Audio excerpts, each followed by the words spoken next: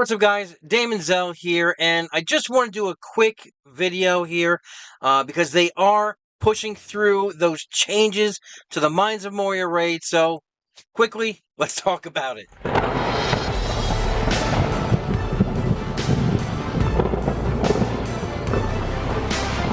Alright, guys, I'm not going to get into the big announcement. The devs are sorry, basically, of what happened. They did not plan on such randomness happening in Chapter 1. Needless to say, they're pushing through the changes. That's going to change with the Moria War Guard, as well as the Moria Bomber for Chapter 1, and how the Moria War Guard acts in other chapters as well. So, basically, let's get right into the nitty-gritty because I respect you guys' time and I don't want to keep you here longer than you need to be. But the changes to the War Guard is thus: the War Guard is no longer going to apply Taunt with their abilities. We talked about this earlier. They're changing that Taunt to a Provoke. So, Provoking Strike Basic no longer provides that Provoke, but the Threatening Slam that is a special one is going to apply Provoke instead of Taunt. So in Chapter 1, he is going to gain 1 stack of Provoke during this time, so you don't have to burn him down real quick. In Chapter 2, he's going to get 2 stacks of Provoke, and in Chapter 3, he's going to get 2 stacks of Provoke as well. So again, you just have to go 2 turns, and he'll get rid of that Provoke. You don't have to necessarily commit to burning him down to get further and get more points. And the much needed change that we've all been waiting for, that when they gave us the answers, we all said hallelujah, we were all happy about it. It's going to affect in the next update.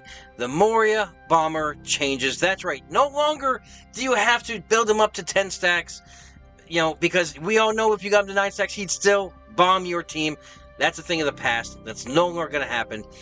So, the changes are: the Don't Rush Me no longer decides which team to throw the bomb at by an increasing percentage. So, what's going to happen is, when the Moria Bomber takes its turn, if it has between 1 and 4 stacks of the Don't Rush Me, the bomb is always going to hit you. No matter what, it's going to hit you. But if you reach 5 stacks, if you get 5 stacks of the Don't Rush Me, you can stop hitting him because he is going to automatically target his own crew, which is brilliant because I know how many times have I been trying to build the stacks up on that bomber only to have the Nurez wannabe, the Shadow Seer, heal up the group just to the point where they don't die with the bomb. So now, all I gotta do now is build up 5 stacks, and then make sure each of those other characters are in yellow, and I'll be able to get the max score every time. Now, they are changing the speed of the units, so each of the Moria Orcs now has a unique speed compared to other Moria Orcs. And they are very minor, but they are going to go into effect. So, the Shadow Seer is going to be unchanged, so it's still going to stay at that 161 speed. The Mangler, that one's speed is going to have a slight increase to also the Skull Crusher and the Fire Starter.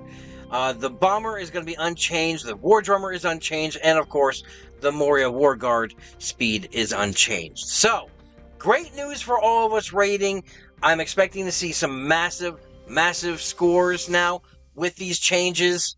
Again, I know I'm really looking forward to it. I'm looking forward to, hitting that 900 weekly cap on the team. And this also means that other teams are going to score very high as well. So Rowan 3 is going to be excellent, especially with, Aylmer jumping in to assist. The Isengard group is going to do fantastic now, again, in Chapter 1, even though they're a little bit slow, but you have the 2 team-up attacks between Uglok and Maher, so it's going to work out very well, and I'm expecting my overall personal score to skyrocket. I hope all of your guys' personal scores skyrocket as well. Let me know in the comments below what you guys think of these changes. Again, we don't have a date, though, of when this update is going into effect. Hopefully it's soon. Hopefully it's this week before the new raids are launched. At least for my guild anyway. But I am hoping that maybe past this weekend they do make these changes. I don't think we're going to make it. I think we have to do one more raid. Personally, if they launch these changes next week, because I believe we're going to be starting ours in a day or so. So, unfortunately, one more week of struggle. But then the promised land is on the skies. The light is at the end of the tunnel. So, changes being made to the game, positive changes.